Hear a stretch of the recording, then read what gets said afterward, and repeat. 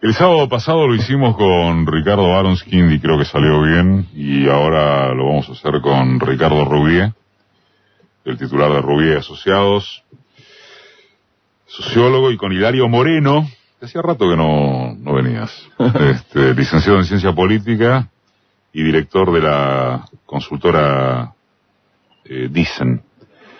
Lo que hicimos y lo que queremos hacer, tratando de superar el escenario del quejismo, es pensar el escenario eventualmente ya posmacrista, que no posneoliberal seguramente. De eso hablábamos al comienzo del programa. Me voy a copiar de algo que decía en mi editorial de hoy, porque pareciera, hablando de escenarios, uno según el cual Macri ya fue, que no el macrismo, pero sí Macri, a partir de la desazón producida incluso, no sé si entre su núcleo duro de votantes, pero por lo menos en la parte de votantes del tercio fluctuante que vota a Cristina o puede votar a Macri. La situación social en ese escenario es sencillamente incontenible, se les pudre, la chocan, y habrá que ver cuál salida política se imagina para eso. Otro escenario, que es el que citábamos hoy al comienzo, es: ¿y si estabilizan el dólar en la franja de 40 a 45, y si los dólares del fondo sirven para tirar en el año electoral presidencial de 2019, y si meten fangote de plata como le están poniendo en el conurbano, a más de fuerzas represivas precisas en las barriadas más conflictivas, y si el campo, comillas, aguanta los trapos, y si la oposición no acierta en esa tríada unidad, proyecto, candidato, y ellos sí aciertan con alguna figura de recambio del opoficialismo, del peronismo, ¿les puede salir bien? Bueno, pienso que este puede ser un disparador. Quizá la primera pregunta debiera ser: ¿qué seguridad tienen y qué desconcierto central tienen? Ricardo o Hilario. Rubié, bueno, como quieran, y empiecen a pelotear entre ustedes. Bueno, también, como siempre. En primer lugar, gracias por la invitación. Gracias a vos, como siempre. Yo sí me tengo que inscribir. Nadie te pide que me tengo que pero está bueno. Si yo me tengo que inscribir, sí, me inscribiría en la segunda hipótesis, en la última que dijiste, que en la primera.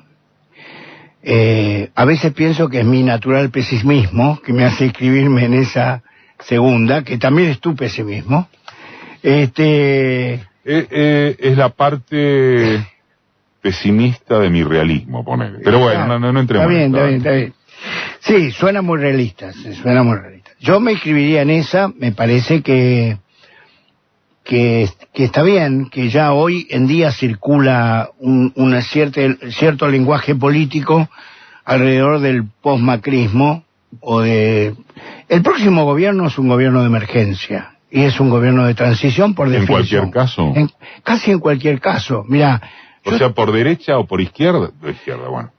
Sí, por una razón. Suponete que, es decir, no es lo mismo que gane el peronismo, que gane el kirchnerismo, que gane o que renueva Cambiemos, no es lo mismo. Pero sin duda que hay algunos problemas que van a marcar a las dos fuerzas.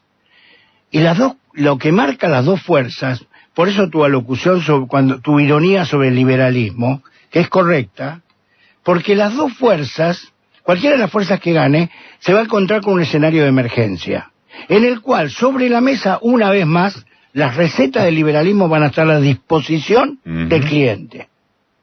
El cliente puede agarrar el menú, bueno, voy a comer esto, y terminás comiendo las recetas liberales para ordenar la economía. Entonces, no es lo mismo, obviamente, que gane uno u otro. Lo que te homologa en una sociedad donde la hegemonía es capitalista, lo que te homologa son que estás viviendo en situación de emergencia y tenés arriba de la mesa el menú posible. Y el menú posible son las alternativas que te ofrece el sistema para reparar sus propios desastres. Hilario. Yo le agregaría una dimensión más a tu pregunta, que es, a ver, ahí está bien, que es la temporal. O sea, ¿la temporal? Temporal. Si yo tengo que responder tu pregunta hoy, adscribo a la primera hipótesis. Es decir, hoy Macri está en una situación en la cual no tiene chances si hoy fuese las elecciones, no tiene chance de renovar, ni en primera ni en segunda vuelta. Es decir, hoy el nivel de descontento con Macri es muy alto, comparable al que tuvo Cristina en el momento exacto que se salió de la crisis del conflicto del campo, digamos, ¿no? Niveles de adhesión menores al 30%. Entonces, hoy no tendría chances de Macri, ¿no? Te diría, me animo a decir que ninguna de volver a ser presidente. Ahora eso es hoy. Después está lo que vos decís. ¿Qué pasa si, o sea, Cristina en ese momento estaba también muy mal? 2008-2009, bueno, de hecho pierde y saca el 54%. O sea, y sin ir más lejos nos pasó, me acuerdo, me decía, la última vez que estuve acá yo, no sé, habrá sido mayo, junio del 2016, poco antes de que empiece la campaña. Sí. Cambiemos en ese momento también, estaba perdiendo la provincia de Buenos Aires, terminó perdiendo pero por 20.000 votos, las PASO, y ganando la general. O sea, algo de lo que vos decís ya ocurrió. Entonces uno tendría que decir, más que pesimismo, eso es ser racional, digamos, ¿no? Es ser realista, decir, bueno, ¿por qué no puede volver a pasar? Ahí es más conjetural, creo, la cuestión, ¿no? O sea, los escenarios como que para dónde van a ir es más difícil de saberlo. ¿Y qué no es conjetural? Esto que señalaba Rouvier, por ejemplo, acerca de que cualquiera fuere el resultado del año que viene, va a ser un gobierno de transición. También es una conjetura. Sí, lo que ocurre es que yo lo digo en función de que la Argentina ha comprometido un endeudamiento enorme en relación a su PBI. O sea, cuando yo digo emergencia es porque vos lo que vas a producir este año o el año que viene, toda la riqueza que vas a producir, en un 70-80% va al pago de la deuda. Entonces no hay magia, o sea, no tengo manera. Está bien, pero sin que fuese una conjetura. Sí. El gobierno que sugiere con eso tiene que reestructurar la deuda con el fondo, ¿está bien? Tiene que reprogramar la distribución interna de lo que te quede, velocidad de precios y salarios, es algo que también va a haber que acordar. ¿Qué fuerza acuerda ese programa? Es lo que hoy es invisible o invisibilizable, digamos. Pues sí, ¿qué fuerza política? Claro. Bueno, ahí vamos que no sea el kirchnerismo, que lo quiero dejar claro también. Mira, yo te diría lo siguiente, sea o no sea el kirchnerismo, sea inclusive el macrismo, cualquier fuerza política que sea a cargo del gobierno próximo va a necesitar una base consensual muy fuerte, muy alta, suficientemente fuerte para llevar adelante un gobierno de emergencia. Te cuento muy rápidamente. El otro día hablaba con un dirigente sindical de primera línea. El nombre lo vamos a mantener en reserva. De primerísima línea. Y me decía, mirá, podemos ganar las elecciones, ¿no? El peronismo puede ganar las elecciones. Bien, y va a pasar, me decía él, que a las 24 horas que ganemos, van a venir los muchachos, me dice, van a venir los muchachos a decirnos, bueno, reparame lo que perdí en estos años. Reparame lo que perdí estos años. Y nosotros, ¿sabés qué?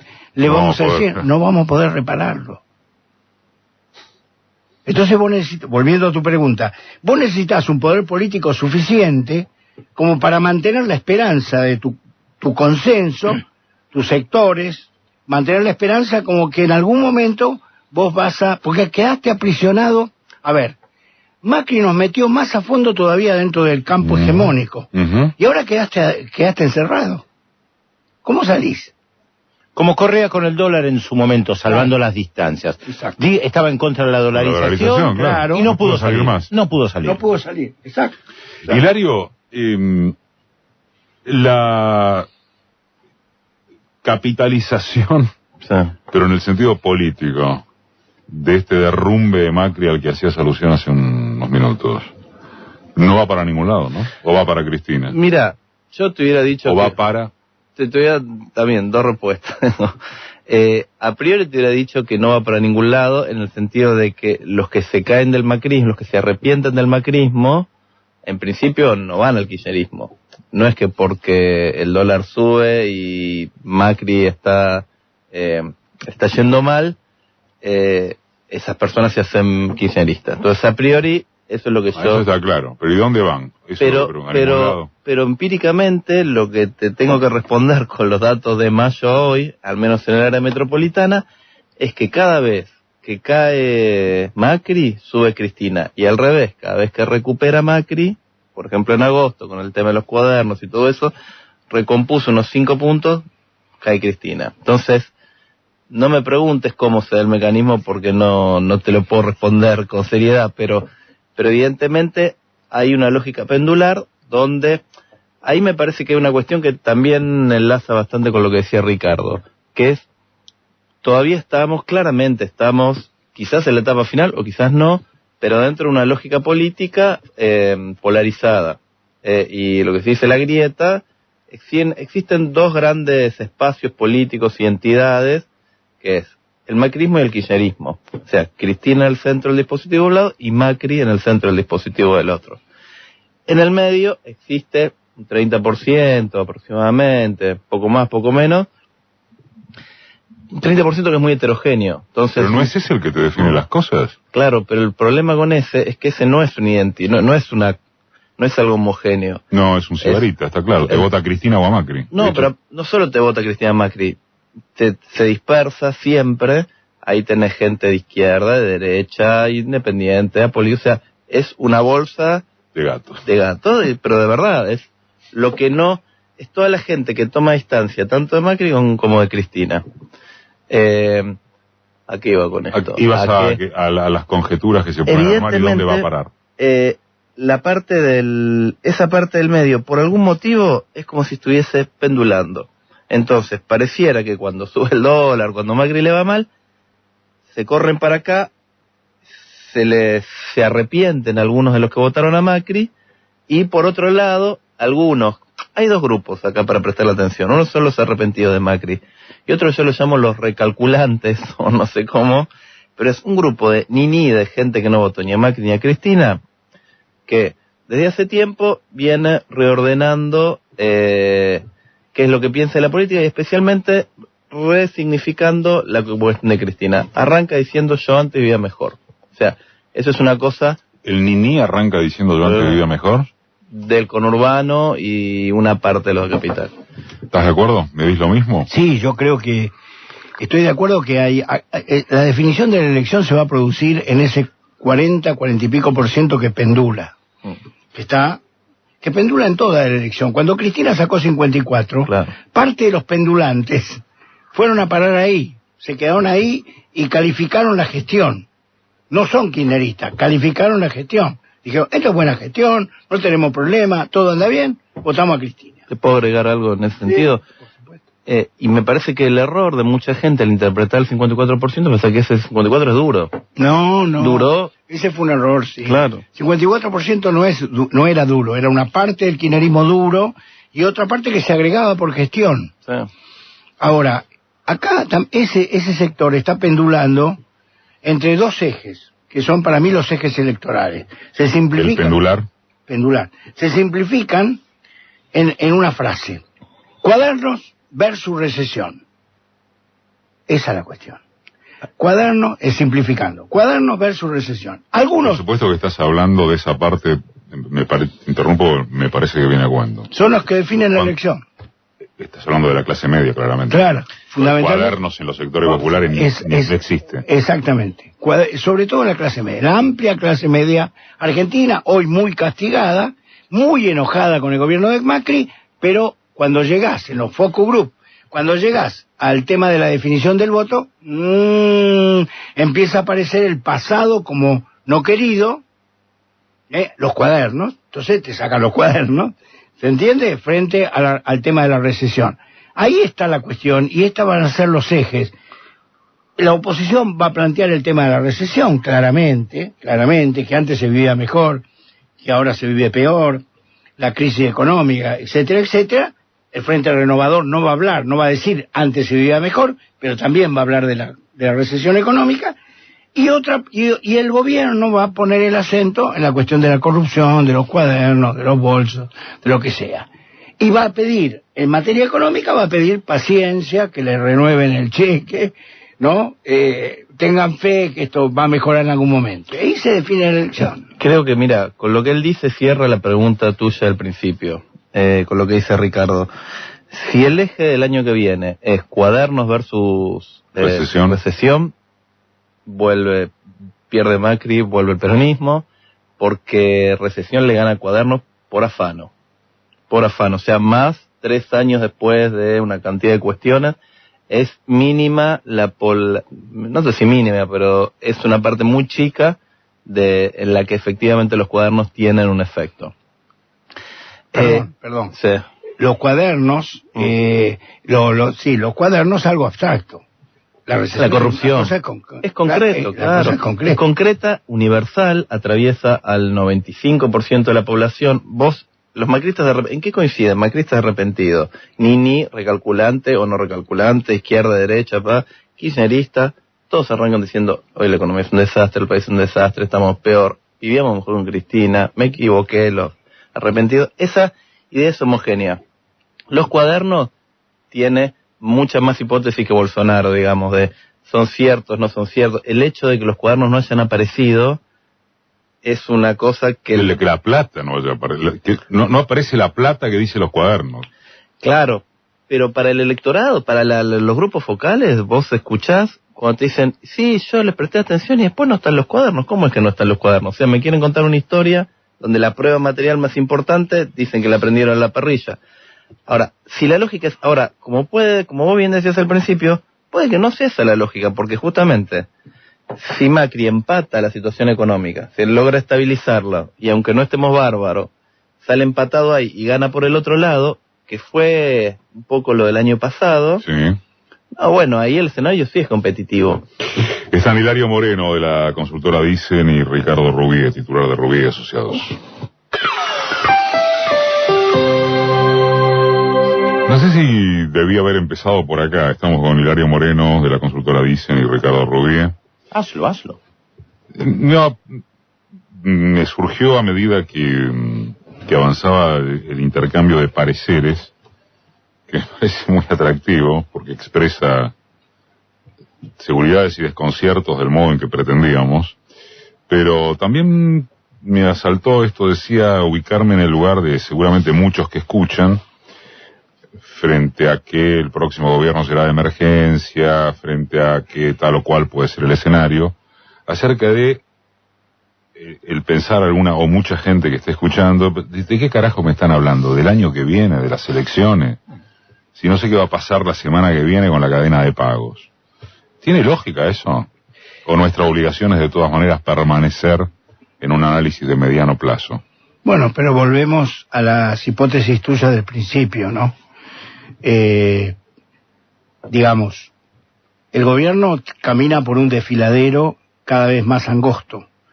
Yo al principio, en enero del 2016, en febrero, escribía y decía, usaba la metáfora del desfiladero, decía, de un lado está el cinturón rojo, el círculo rojo. Bueno, espera. Y del otro lado está la reacción social a estas políticas, ¿no? Uh-huh. O sea, las organizaciones sindicales, el peronismo, etcétera, etcétera, la izquierda, bueno. Eso, ahora, el cinturón rojo mejoró, se perfeccionó, es el Fondo Monetario. Mejor cinturón rojo, mejor que Morales Solá es el Fondo Monetario, sin duda, mucho más eficaz. Del otro lado, ha empezado una reacción a las políticas económicas y a la recesión. Quiere decir que el camino se le achicó, por un lado y por el otro se achicó. Y el gobierno camina sin que nosotros tengamos seguridad. Mirando, es decir, fíjate vos que la seguridad y la gobernabilidad en la Argentina hoy está atada al dólar. Sí. La gobernabilidad argentina está atada al dólar. Si la semana que viene hubiera una corrida cambiaria, el gobierno entra en una situación que ya ahí... ¿La semana que viene o cuando fuere de acá? Sí, o de acá a 10 días, no, entramos en una situación en la cual ya es imprevisible lo que pueda ocurrir, ¿no? Sí hay muchas versiones, hay muchos rumores, etcétera, etcétera. ¿Cuáles? ¿De qué tipo? Hay versiones de... No es ingenua la pregunta, todos sabemos de qué estamos hablando, pero cuando uno habla de versiones, de rumores, hay que cualificarlos. Bueno. No respecto de su certeza, me parece, sino en torno de qué grado de nerviosismo puede estar expresando que haya esos rumores. ¿Me explico? En los rumores hay nombres, y los nombres son significativos. Por un lado aparece él mismo, en la realidad, no en el rumor, sino Eduardo Duhalde girando por los medios de comunicación. Todo el fin de semana pasado. Aparece el nombre de Roberto Labaña sin que Roberto Labaña hable, ¿no? Y aparece Pichetto. Y Massa tampoco habla. Tampoco habla. Y aparece Pichetto como una parte de las versiones. ¿Qué significan? Alguien está haciendo en su cabeza, o muchos, una suerte de paralelismo con el 2001, donde Duhalde es Pichetto, ¿sí? Duhalde en vez de ser Duhalde es Pichetto, ¿no? Y Roberto Labaña sigue siendo Roberto Labaña. O sea, hay versiones de ese tipo. No puedo evitar acordarme el 18 Brumario de como el 18 Brumario de Napoleón. 18 Brumario de marzo. Como empieza todo. ¿Por? Y la repetición. Sí, como la historia se repite, por decirlo dos veces, la primera como tragedia y la segunda como farsa. Un poco en ese sentido es la farsa del 2001, la de Pichetto, Labaña, Duhalde, recreando una situación de crisis y de gobierno de transición desde ese espacio. ¿Cómo juega el establishment? ¿O qué saben de cómo está jugando el establishment respecto de la confiabilidad en que Macri pueda zafar? Mi opinión es que... ¿Opinión o dato? El cinturón, el círculo rojo, el cinturón digo yo, el círculo rojo está quebrado. En mi opinión el establishment está quebrado. Son los momentos de crisis orgánica del poder. Es un momento de crisis orgánica del poder. La contradicción que se produjo, interesantísima, entre Trump y los agentes financieros, interesantísimo para analizar el capitalismo, me pareció maravillosa. ¿Qué le pasó a Macri? Se comió la mague. ¿Se comió la mague de un Trump que le decía mucha suerte, contá conmigo, mientras el sector financiero le cerraba la ventanilla. ¿Estás de acuerdo?